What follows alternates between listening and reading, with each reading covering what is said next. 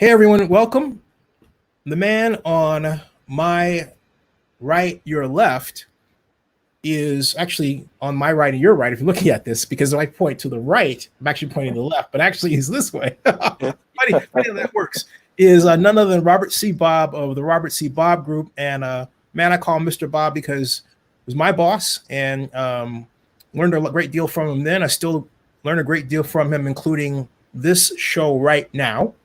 And I'm proud to have Mr. Bobb here. I'm going to read part of his very extensive biography. He has 40 years of experience, an MS in business from Western Michigan, a BA in political science from Grambling, certificate program for senior executives in state and local government from the Harvard Kennedy School of Government, fellow at the Broad Foundation, academic honorary Doctor of Laws degree from Walsh College, and he's the Robert Bobb Group is specialized in everything from public and private sector turnaround consulting and advisory services, financial and organizational restructuring, expert witness services, budget management services, labor relations, economic development advisory services, economic emergency planning, public safety and policing, real estate and asset management services, education, state, local, federal government turnaround, and contract negotiations.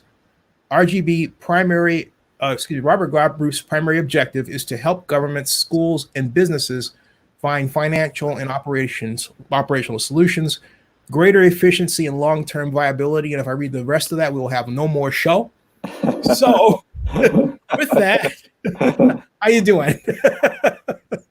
I'm doing well.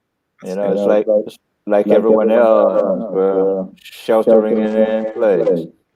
And knowing you doing it with style, but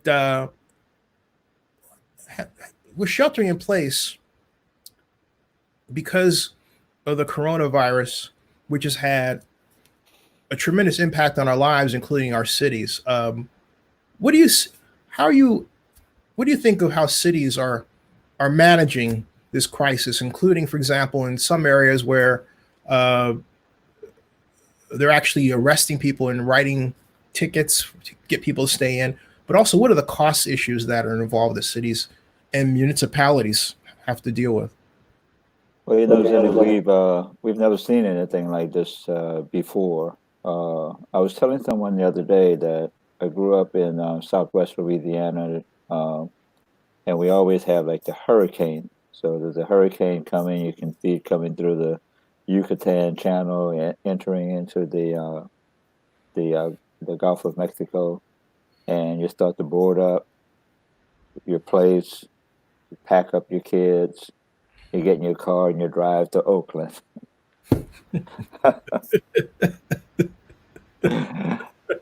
But with this particular pandemic that we're in, there is no place to go. There's no, it's worldwide. You can't just pack up and go to a safe place. And so we really have to follow the CDC's guidelines and do those things that are necessary to not only protect ourselves and our families, but to ensure that we're protecting others in our community by practicing social distancing, if it calls for wearing a mask, wear the mask, etc.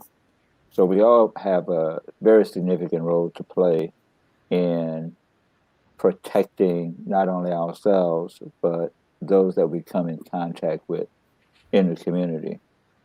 And unfortunately, the coronavirus has taken the lives of so many African Americans.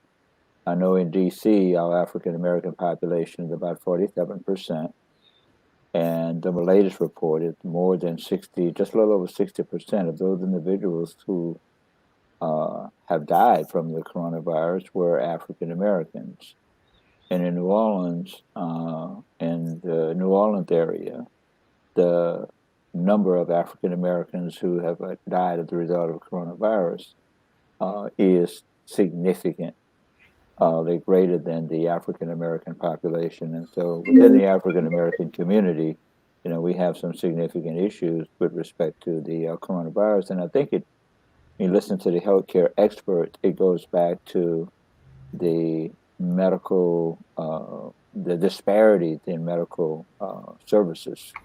two residents of in the African American community, and we have had all kinds of medical issues, and I saw it in my own household with respect to my own parents, and so we just have to be cautious. And with respect to cities, I think that municipalities have done a really good job in most cases, either in preparing for a hurricane. I've been in every disaster. I've been in hurricanes. I've been in blizzards.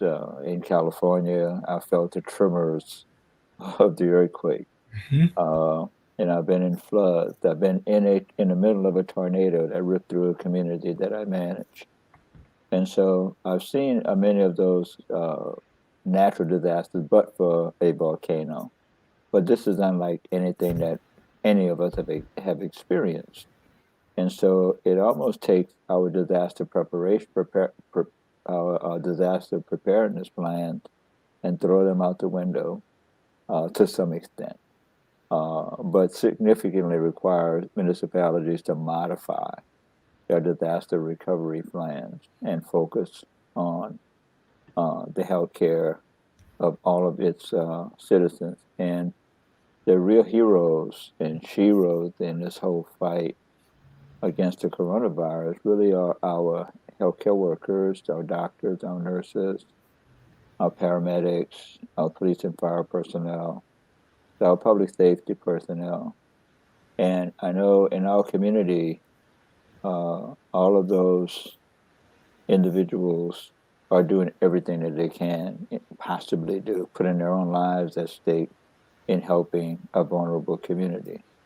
But we also can't put aside those individuals, those men and women on the back of our garbage trucks every day who are still at work going through these communities, or the individuals who are at the our clerks in the grocery stores, and those who stock these grocery stores. All of those individuals are putting their lives at risk as well. What is your thought regarding the problem that seems to come up in a number of places where there's simply not enough hospital beds now? We have the Georgia World Congress Center, a convention center which once held, actually twice held, the NFL Experience for the Super Bowl, among other great events, is now a 200-bed hospital. Well, in an emergency, you have to do what you have to. I mean, you have to provide for the protection of and care of residents. I sit on a board of two hospitals. One is the Henry Ford Medical Center in Detroit, and a community hospital here in the District of Columbia.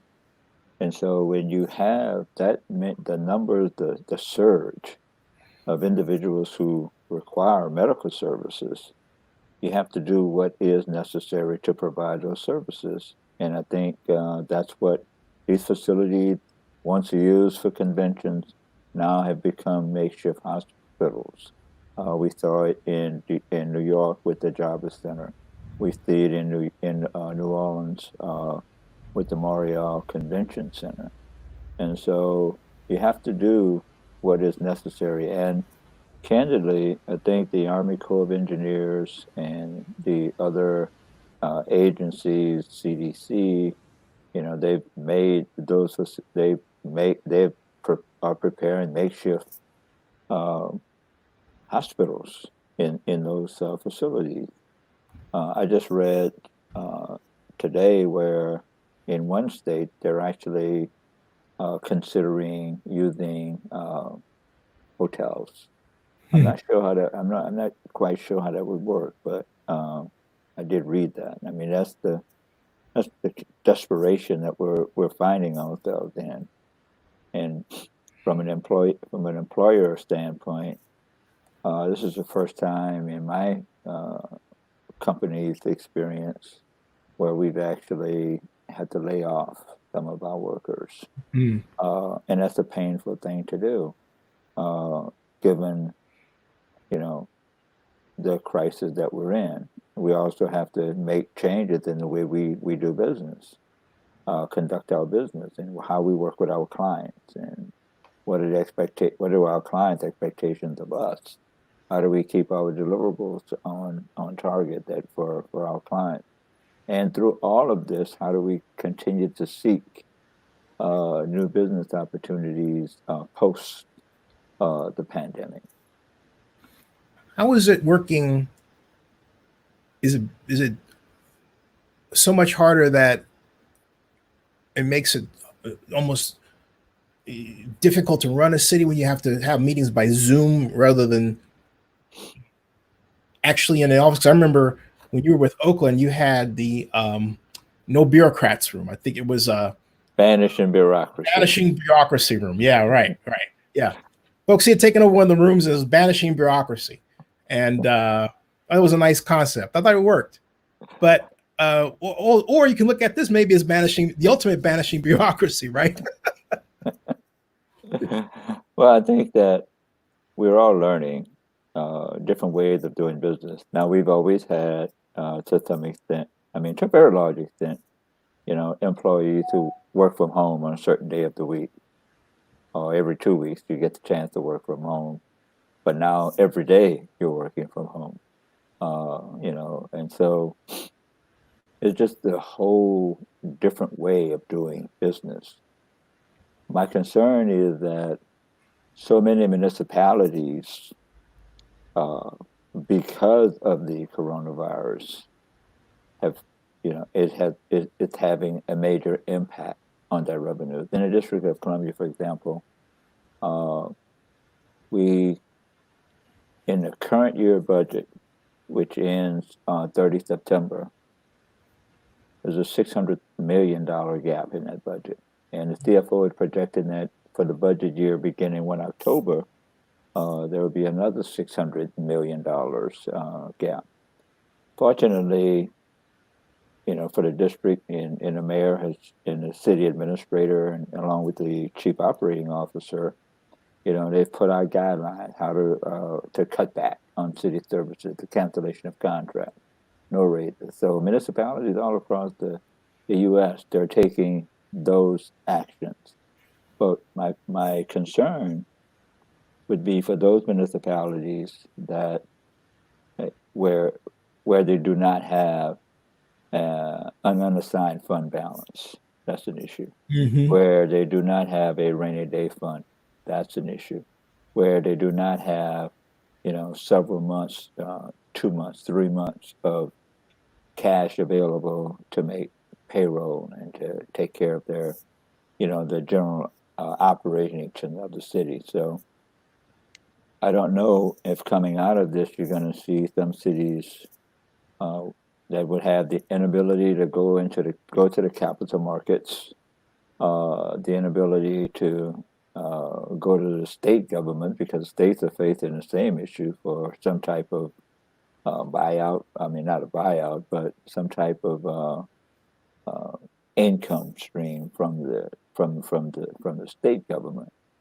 And so I would not be surprised if you don't find some cities that will have the inability to make its, as you know from a municipal guy, to make its bond payments, to cover its debt, to make basic payrolls, to cover the contractual agreements that it has with its various unions. Those contracts, I would think, will have to be unique. If they're in negotiation, those negotiations are going to have to be set aside. If they're contracts that are currently in place, they're going to have to be renegotiated, and everyone's going to have to make some sacrifices, short term. Mm-hmm. What have you heard, if anything, because I haven't, about the current administration taking care of the cost needs of cities? Because you pointed out that not every city has a rainy day fund. Not every city has proper reserves. And so when I think, and you mentioned then bond issues, and when I think of bond issues, I think of 20-year, 30-year, 40-year, I think of whether or not you've got a proper cushion. I think if your bond stream is big enough, all that. But then I come back to this fact that this is new for all of us. And there are some cities and towns that need government help because the state can't afford it. I know in California, the Governor Newsom had said there's a moratorium, I believe, on property tax collection. And he may not be the only person, only organization, or the only head of government that has done that at a state level. So, but have you heard of the Trump administration saying, hey, we're going to help you in this way or bail out? Or do you see that coming? Or has anyone, they should call you to head it up. That would be a smart thing to do. Standing in the line, but I don't think that's going to happen. But you never know. Stay tuned. I'd have to hire you as my agent, but you're a sports guy. I forgot. I cover the. You cover the waterfront. Yeah, I do. I've not heard of. There was a part of the stimulus package was to provide significant funding to state governments. Some states are receiving, I think, over $1 billion plus. I think maybe depending on the size of those states. Question that one would ask is how much of the funding that the states are receiving will funnel down to the local governments. I don't know what that is, or nor do I know what it looks like. I can tell you, and you know this, Denny, in DC, we are treated very, very unfairly because the taxation without representation runs true. Yes, we have a representative in the House of Representatives without a vote, but she is a champion for the cause for DC. We have no senator. So when the stimulus package was put together, we were treated like a territory. Mm-hmm. We received $700 million versus whatever that number is, $1 billion. We pay more taxes than many states. We are larger in population than many states are there because we have no representative. We have no one sitting when these dollars are being carved out in the Senate, for example, who's looking out for our interests. We have some senators who are, sympathetic to DC because we're not a state, but why would it's just unconscionable that DC would receive $700 million when senators who represent some smaller states that pay less taxes than we do receive $1 billion to sit. And by the way, Denny, you know this, we're also a federal city. We're the seat. We're the seat of the federal government. And I want to thank YouTube, by the way, for finally, just about a second ago, announcing that this was a live show. I was waiting for the tag to him. I'm like, come on. And then it finally says, YouTube is live. Is only Robert C. Bobb. And I thought, wow, after what, 15 minutes? 19 minutes? I just had to throw that in there. Okay. But what I'm worried about too is encapsulated in what Las Vegas is going through. When the mayor pleaded for the shelter in place to stop. And I love Las Vegas. I have the greatest respect for Carolyn Goodman, the mayor there. So this is not, I don't want to say anything that would be misconstrued. But I am concerned for the future of Las Vegas. How should Las Vegas handle its future if the mayor were to see this? What would you say to the mayor regarding how to go forward? Because she may very well actually see this. So, yeah. Well, I assume that Las Vegas, much like D, well, DC can never be compared to Las Vegas. But when you have an economy that is so reliant on the entertainment industry or and hotels and major conventions, just recently you were at the same convention as my son, Hmm. uh, the largest uh, tech convention in the world, right? Yes, yeah. So you have those in Las Vegas, and so when those hotels are shut and you don't have conventions and you rely on that income, and you have you're I think Las Vegas is maybe the second largest casino uh, location in the world outside of that little spot in China. Um, so it makes it very difficult. I mean, you have all those workers who rely on the entertainment industry who are now out of work, been laid off. Uh, so I'm an optimist in this regard, Zane. Municipalities put the best plan in place, and they have to have the. In my company, we have a theme: order, structure, and discipline. So you put the order in place, you have a structure, and you have the discipline to carry it forward. And at the end of the day, you're going to come out of it. It may take some time, but you have to. Governor Wilder, former governor of Virginia, he used to say he had this theme that I've carried forward when I'm in my business in dealing with municipalities. You have to decide on your budget what are the niceties versus the necessities. Hmm. And a lot of times, as you know, we fund things that are nice to have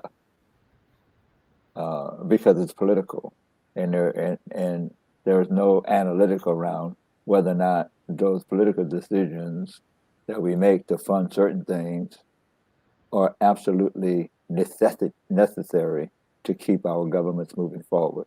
So I think it's going to cause municipalities to reorder its budget to focus on those legally mandated services and decide what services are we funding that are niceties versus necessities.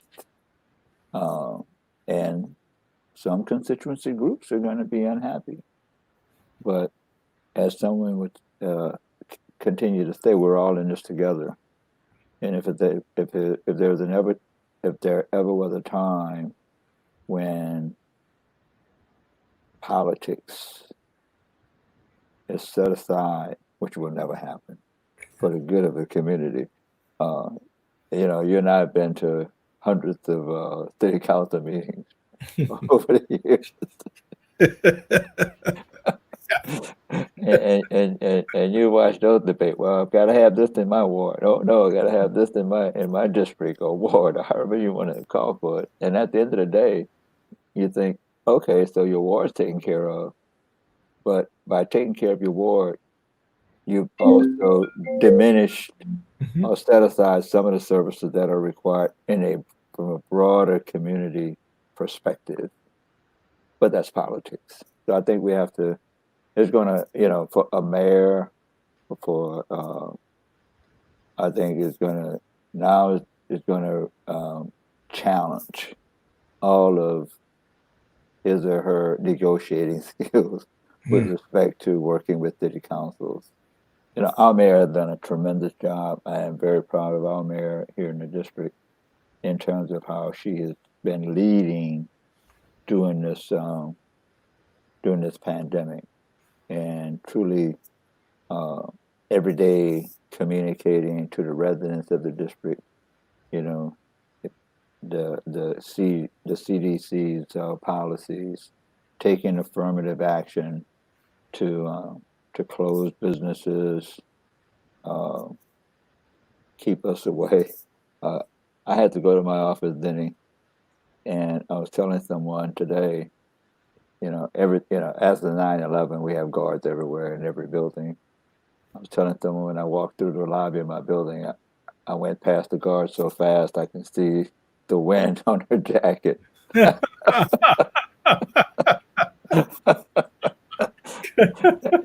that's with a mask and gloves, the whole 9 yards. Oh wow. I mean, that's what we've come to. Whereas in the past, I would stand and say hello to have a conversation with the guard. Appreciate the fact that she's there to keep, this multi-story building and all of its tenants safe and alert to any potential dangers.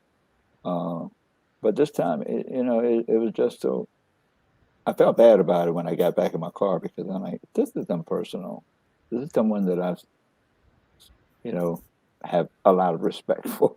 Yeah. But they're like, don't talk to me. I'm going to my office. Oh, go ahead. I'm fine. Robert, hello. Yeah, I'm here. You there? Yeah. Okay, cool. Yeah, we got a little bit of a hiccup. Go ahead. But I was going to ask you, how should we solve the African American problem in the coronavirus issue? And I don't mean to have that sort of effect like I'm distant from it, not affected by it, and all that. Quite the contrary, because I'm an 85-year-old mom. I worry, and but when I look around, it seems to me that some of us are okay, but then it depends on where you live. And it almost seems like we need a block grant for those cities that are poor, because it seems like it's just as much a class problem as it is a color problem, Well, that is a very profound question, Jenny. I think that there's going to have to be, it's more than an outreach into our community. I don't think it's a mystery. There's been tremendous medical research on the problems that we face in our community, from obesity, from hypertension, lack of medical services immediately available to us, to the African American community. So I think we've triaged to a very large extent what the issues are. So now we have to make sure when we say access to healthcare, we can't just, it can't just be a conversation or a theme. It has to be actualized. And funding becomes part of that actualization. Outreach becomes part of it. And I think all of our institutions become part of how do we improve the healthcare issues impacting the African American community. And so, it's outreach, it's funding, it's access to healthcare. It's all of those things, and I can't set aside the fact that personal responsibility also becomes part of it. When I ran for office for the chairman of the DC school board, one of my themes was that we have to address the issues of prenatal care in the African American community, postnatal care. We have to get kids out of buildings where they're impacted by lead-based paint. We have to address in households where in the state government it says that, by state standards, the household is functionally illiterate. Well, we have to address those issues. We have to address employment. We have to address crime in certain neighborhoods. But also we have to address the whole healthcare disparities within those neighborhoods as well. And so it takes, it says the theme is that it takes a village. Well, no, it takes a supersized village of all of us working on. I mean, impacting positively on those communities. And none of us, I watched my dad go to dialysis Hmm. for several years. I have, relatives in living in Houston with uh, older uncles and aunts suffering from, various healthcare problems, from dementia to other things. And so access to healthcare is really important. Access to employment is very important as well. Yes. Yeah. Couldn't have said that better myself. Hey, and out of respect for your time, I'm going to ask you a couple more questions. I know you're getting ready for a very important client you're going after. But and this shifts to something that you've been more than hip deep involved in, and that is sports facilities. And you were instrumental in getting the Montreal Expos to become the Washington Nationals. And I want to congratulate you again and say congratulations on the World Series win. Um, but will we see sports this year, or should we, from a municipal management standpoint? I know it's put you on the hot seat there. There are two. I have several favorite sport teams, right? The Oakland Athletic, the Washington Nationals, the Oakland Raiders, and of course, I love the New Orleans Saints. And I was just telling someone that if the season were to start, Wait, the Saints? Man, I'm out of here. I'm just kidding. I'm sorry. Go ahead. who I'm does? in Atlanta, man. I'm sorry. Go ahead. Oh, that's right, man. We hate you, dirty birds. I'm sending this to my friend, head coach Dan Quinn. Dan, I got your back. Then I'll send it to Sean Payton and There say, you what? Let's continue to beat up on those dirty birds as much as we can. And we did it twice last year. True. But it's a you know what, Jenny? It's a phenomenal rivalry. The Atlanta Falcons and its fans coming into New Orleans, and the Saints fans going to Atlanta.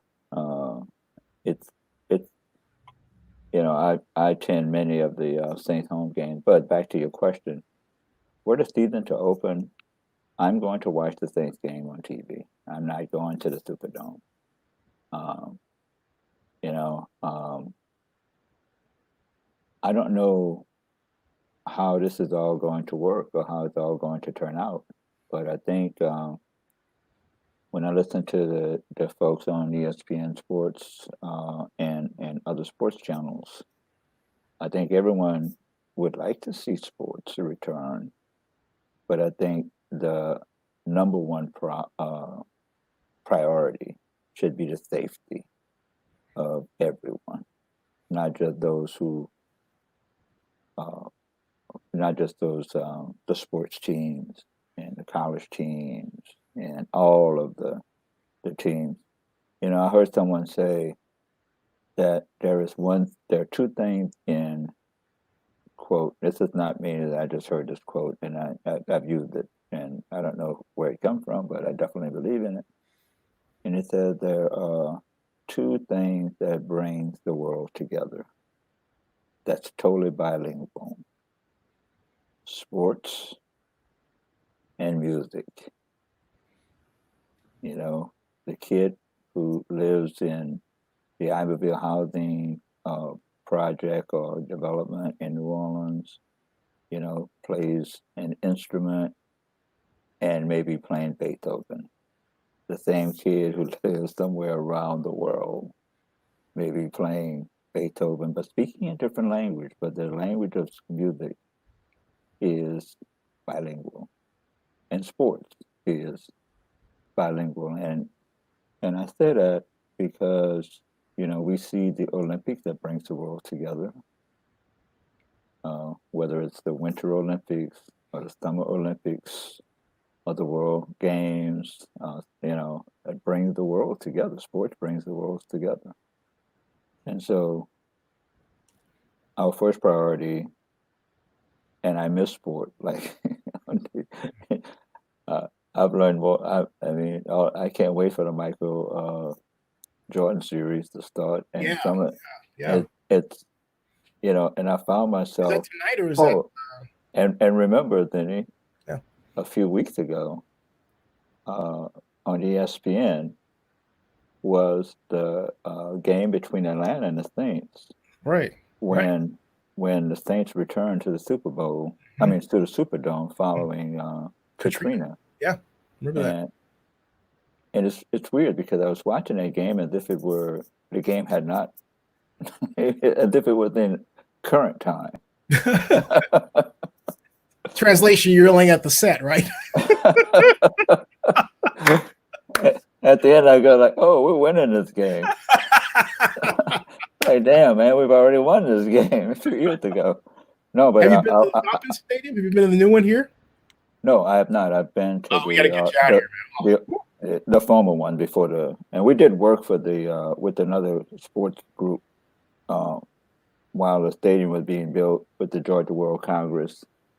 It was repurposing its operations, and we were on a consulting team that did this. And we spent 13 months in and around the Atlanta area. We were the turnaround restructuring team for the city of East Point, Georgia. So we had our team on the ground and let everyone in Atlanta and in Georgia know we're registered to do business and we have a license to do business in the state of Georgia. Just as a plug. But the Raiders are going to Las Vegas. Yeah. One of the highlights of my professional career was when I was being recruited. I had an opportunity. I was being recruited by both the city of Oakland and the city of San Diego. And Oakland was my number one choice. Although San Diego was a lot more political, but then I got to Oakland, I found out, dang, Oakland is very political.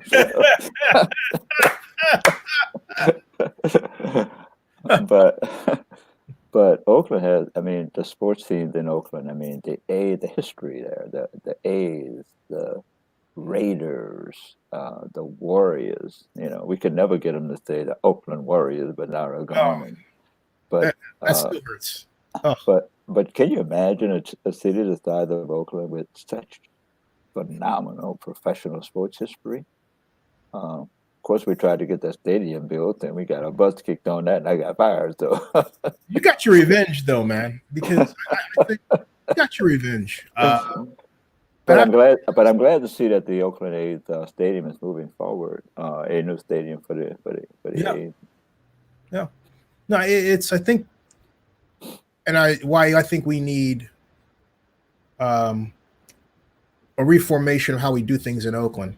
So the way we used to do things is we had innovators. You were an innovator, Henry Gardner, innovator.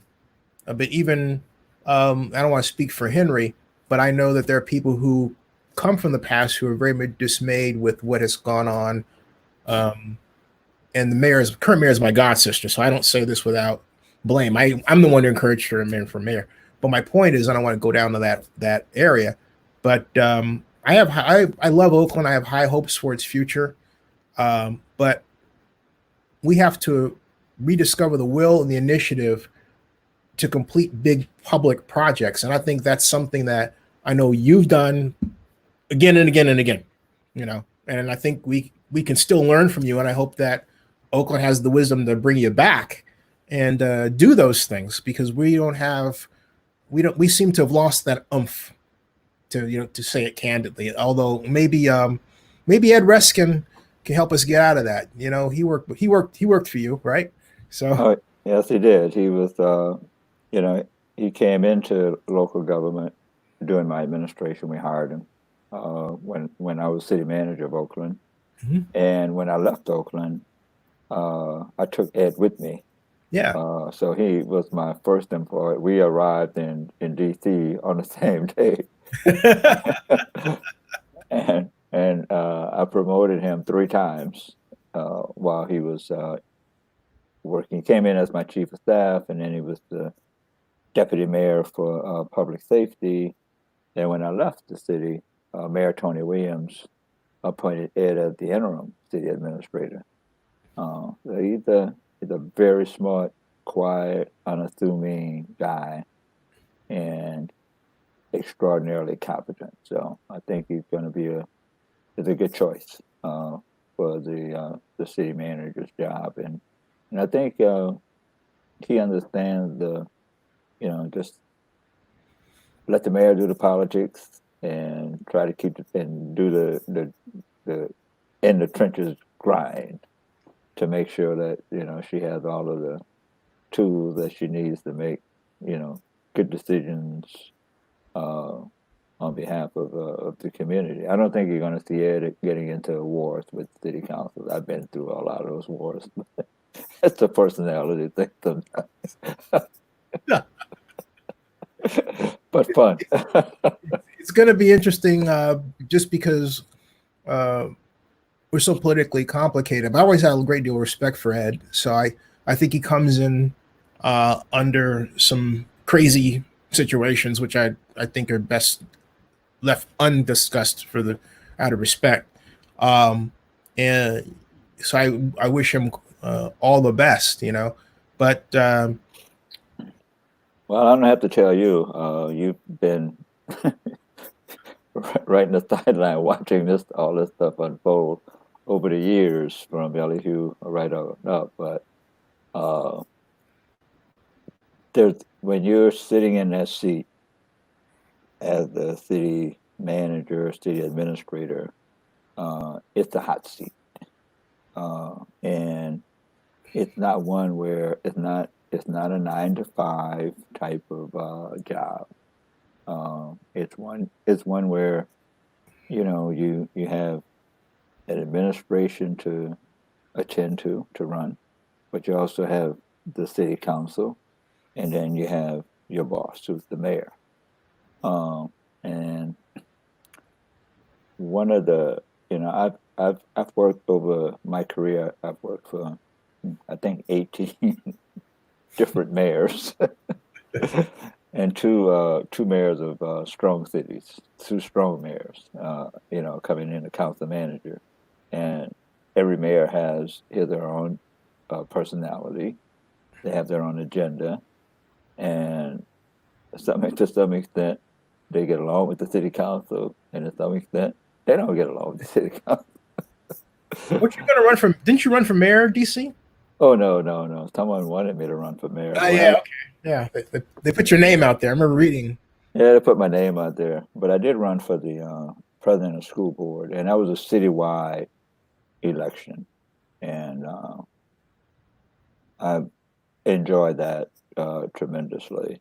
And then I had an opportunity to be the receiver over the Detroit Public Schools. I was appointed by former Governor Jennifer Granholm. That school system, was losing students, significant deficit, corruption. I'll tell you a funny story. Mm-hmm. So, you've always from your past life before you were doing this, you had to go to all those community meetings, right? Oh yeah. Mm-hmm. So, economic advisor to L. Hugh Harrison there. Yeah. Right. Yeah. And then let's not forget, someone put me in charge of running the Super Bowl. I remember that, man. That was fun. I remember the day it happened. I remember when Sally Roach tried to pull one on me. Oh boy, that was. I have to say something. Why you tell that story? You tell this before, and then I'll tell the other one about what I remember at the conference. But go ahead. Yeah, we know that you were never shy, Zenny. So I'm in Detroit. You know how they introduce you to a new guy coming to town. Excuse me. So I go to a community meeting, and during the reception, someone shoves a piece of paper in my jacket pocket. I kind of jump back. I didn't know what the hell was happening.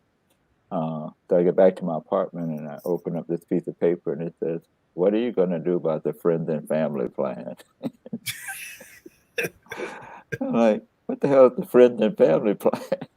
Someone explained to me the next day, these are the friends and the family members who were stealing. Like, so you had to just Oh no, put you the root can't, away. man. I'm not kidding, man. So Oh, so oh, so one of my first reorganization moves was to put in place an inspector office of the inspector general. And generally, most inspector general's offices hire individuals with either accounting or finance background or lawyers. So I hired all former FBI agents us. and forensic auditors. So, but anyway, Yeah. back to our failed attempt to bring the Super Bowl to I Oakland. thought, you know what though, it didn't fail because to this day the NFL treats me in a way that you did and Elihu did, but I had to create afterward. And for those who were watching or watch this later, but what happened was they had formed a San Francisco was supposed to get the 2003 Super Bowl, and then four. And then what happened was that Eddie DeBartle and Ed Moransky, those two dudes, and I love Mr. D, uh, used North Carolina level construction costs to estimate a stadium that's supposed to be built in San Francisco. Uh, so it fell to us, and this is Jerry had former governor, now former governor twice, Jerry Brown, former mayor of Oakland, but then mayor of Oakland, and you were city manager turned chief administrative officer. And there was this task force that I wanted to be on, and Ignacio and Louis Cohen didn't want me to be on the task force. They didn't tell me about it. And I had just finished working for Elihu, worked on the Federated preseason game with the behest of the Raiders, who basically Al Locasal taught me all the NFL politics I know.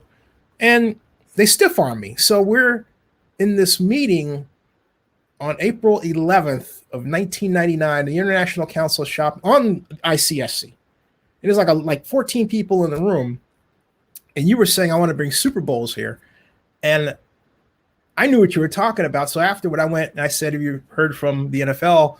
And you said, I said, do you mind if I call Joe Brown? And that's how it all started. You said, yeah. And I did. And I called Joe, and Joe says, we're behind the 8 ball. And so I went to work. I worked this 300-page thick response to the questions that you gave me that I think originally a person I'm not going to name who was in charge of the Coliseum had and didn't answer. And it turned out we could actually do them. And so SMG was running the Coliseum at the time. And so we had this big meeting to go over what I'd come up with. And the person who was managing the Coliseum at the time, whose name I'm going to leave out, had Glenn Mon, who is my friend, on the phone, on the car. You were there. My buddies Mike Silver, he was with the NFL Network now. Monty Poole were in the room at the end of the table. I had my posse. And she says, Glenn, Zenny has this budget for the host committee at $3 million to $5 million. You know, it's up to $40 million now, Robert. Really? Yeah. So she says, that can't be right. And Glenn, like, with this like disembodied voice, right? He said, he's actually, that's correct. Wow. She turned 3 shades of red. And but then it turned out that they tried to blame Steve McFadden for having drawings, which he never had. And I tracked them down. I found no Munir Hebel. And folks, this is what Mr. Bobb did. I called Robert when I found out the drawings actually existed. And I said, you got to fire her, man. So Robert had a meeting. He didn't handle it like that. What he did was just simply quietly said, Zenny's in charge. Thank you very much. Thank you. Because, Well, one thing I will say, Zenny, about that whole thing is that you weren't shy. you were a pit bull. Thank you. And and a real advocate for trying to bring the Super Bowl to the Bay Area. I was surprised we got as far as we got. Actually, we got to, as I recall, we did get an interview, right? Yeah, we were one of 3 finalists. Yeah. And I have friends to this day, Bill Talbert, who still runs the Miami Convention and Visitors Bureau. And I got him on Steve. I've got the governor of California cell phone, who still remembers. So it, but I couldn't have done it there are 2 things you did. The other thing was, this is public. When I got a DUI and almost crashed my car and should have died, I came to you to resign. You didn't take my resignation. So these are things that, I don't forget, because, and I say this for a lot of us, a lot of us out there who are like me, who are shy. And what I try to do is encourage people. I say, look, don't worry about what society is going to think about you or your, impediments or that they place in front of you. Drive forward, because had I not been able to do that, had you not allowed me to be in charge, I wouldn't have been able to have that meeting we had with the commissioner, where the mayor showed up late, who's the governor. Remember that? I remember. They still talk about that to this day. All right. Really? Yeah. Oh yeah. And so basically, I'll talk to you about more. I'll at length, after, but wow. I mean, between that and then this current go around with the Ronnie Lott group, nothing against Ronnie, but the way the mayor and everything else, and the NFL staff, let me put it this way. The NFL staff did not want the Raiders out of Oakland. All right. They didn't. Jerry Jones was driving it. And what Jerry did was I love Jerry from a business standpoint, because, he's another person I've known a great deal from other than yourself. But what I learned from him is chutzpah, to the extent that I have what little I've got. And it came out in little bits and pieces, but I had the opportunity to be exposed to a person like that. I remember 2007, I had this idea for Dallas Cowboys Sim World, and to make a long story short, it got to an intern at the Cowboys. And I told Jerry at the Lee Steinberg party, he goes, "Get that program proposal to me." Well, I thought he was going to reject it, so I never sent it. Fast forward to last year, I got snuck into the Raiders sponsor party by a friend of mine who's a tech investor, who said, "You need to be in this party." And I'm talking to Jerry, who I'm acquainted with, and we're talking about having a private conversation. And I said, I got to tell you, I didn't send. Remember that proposal you asked me to send 10 years ago? Actually, it's 12. He goes, yeah. And I said, I didn't send it because I thought you were going to reject it. And Jerry, and he said this, he loves to drink wine. He's very jocular. He said, hell, how the blank do you know I wouldn't have liked it? Right? And those things stay with me, because a lot of, particularly being us, a lot of stuff is put in our head, and it's reminded of our barriers.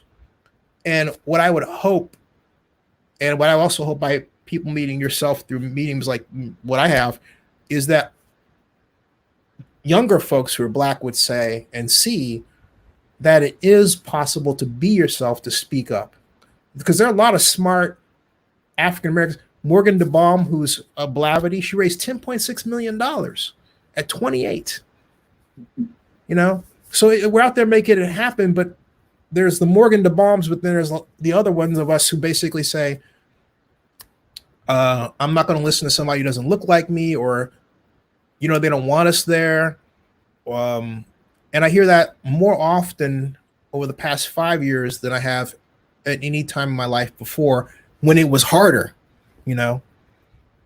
So that's why, I think it's important for us to have this, to be out there and visible. And also, and again, I couldn't have been that person. Yeah, I spoke up, but you gave me the opportunity to do so. It wasn't like you were saying, "Oh, this dude pushed me aside. I'm gonna have him arrested, put for assault," right? But then I said, then quietly I would say to people, is any of that out there? But he's a real pain in the ass. But he'll get things done. But like you let me be that, So Yeah. did Ellie. Ellie was the same way. I Right. mean, and yeah, I mean, I made some mistakes, and We all do. We all yeah, have. yeah, We all have. yeah. That's not an issue, man. You know, you know, we all learn from our mistakes. Some people make mistakes and they continue to make the same mistake over and over again. Some make mistakes and they said, okay, I made this mistake. Now, what can I do to correct so that I don't make the same mistake over and over again? And those are the people who tend to move forward in life as opposed to moving backwards. When you start making the same mistake over and over again, you aren't progressing, you're moving backward. Then, by the way, you tend to hurt a whole lot of people who are Mm-hmm. close to you as well. And so, but we all have a responsibility, to our families, to our communities, to the kids who are coming up and look up to us. And we can't let people define who we are. We have to define our own path, and carve that path out. Sometimes in our professional life, then it's like going through a forest and trying to get to the other side. Do we knock down the big red tree or do we take out the small tree? But Yeah. we have to get to the other side, Yeah. and it's a challenge. Yeah. I think Oakland is a great community. My young son, Patrick, who's the chief operating officer for my company. Quick story: he and I were he I had an opportunity to make a presentation to a group at Yale University. And so I asked Patrick if he would ride up with me. So we took the train up to New Haven. And we also shared a hotel room. And, he's a big guy. So he takes off his shirt. So like, hey, man, what is that on your arm? He didn't tell us. He didn't say, but he had 5'10". Yeah. Yeah, that's 5'10". Oakland's area code. Mm-hmm. Mm-hmm. Zip code or whatever you call it, Mm-hmm. on Yeah. his arm. Yeah. And my he was an outstanding water polo player at Bishop O'Dowd High School. And my oldest son was, he's into music, so he DJ'd all over the Bay Area. But those guys, both of them annually, I mean, they're diehard Raiders fans. And they, and my oldest son lives in Guam. He makes it to the Bay Area. Patrick lives in D.C. They meet in the Bay Area, and their one pilgrimage every year is to at a Raiders game to sit in the black hole. Nice. Are they going to Vegas? Oh yeah, I mean they're Raiders fans, man. The Raiders.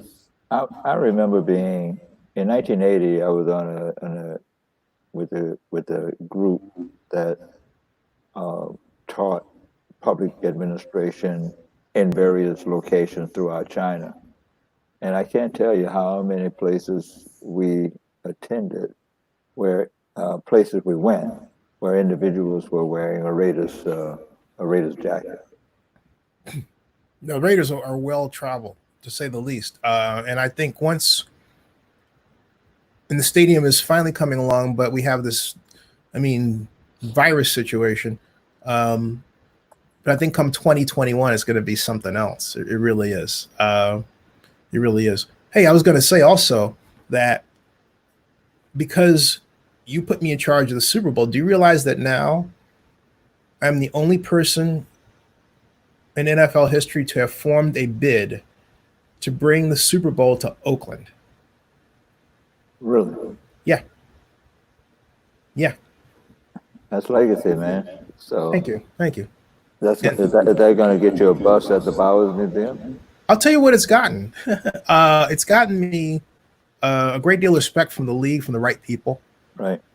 I mean, I'm on my 15th year of the NFL draft as press credential. That's Zenny 62 Media. That's not somebody else's media brand. That's mine.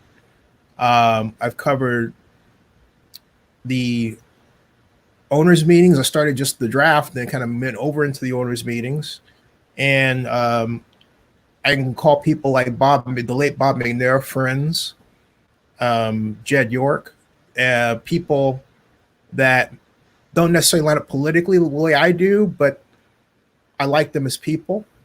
And at the top of the list is Roger Goodell as commissioner, because I met Roger when he was executive vice president of football operations, and it was Alo CAO that actually put us together. And then the meeting that I headed, which couldn't have happened had you not put me in charge, Roger was in the room along with Paul Tagliabue, who was commissioner. So, I mean, you gave me a chance to be where I had to figure it out, you know, but there was no playbook. I had to figure it out. And I remember it was September 16th, 1999, and I was headed through the City Hall Plaza, and Jane Bruin was sitting outside, and she said, I have to admit, you know, we didn't think you were going to get as far as you did with us. I said, well, I did, you know. And on that note, I'll let you go. Hey, thank you, Vinny. Continue to do the things that you're doing and to bring truth to light. And that's important. And I said this to you a few weeks ago. I can't remember when, but that piece you did on the history of the African American chiefs of police in Oakland history was just an outstanding historical piece that I think should be archived. Thank you. Oh wow, thank you. I mean, that made my year. I appreciate that. Appreciate it, folks. This man is the master running city. So get to know Robert Bobb, the Robert Bobb Group. If you're watching this, you are a city elected official. Hire the Robert Bobb Group. You'd be glad you did. But yeah. Thanks, Danny. You got it, man. Hey, stick around.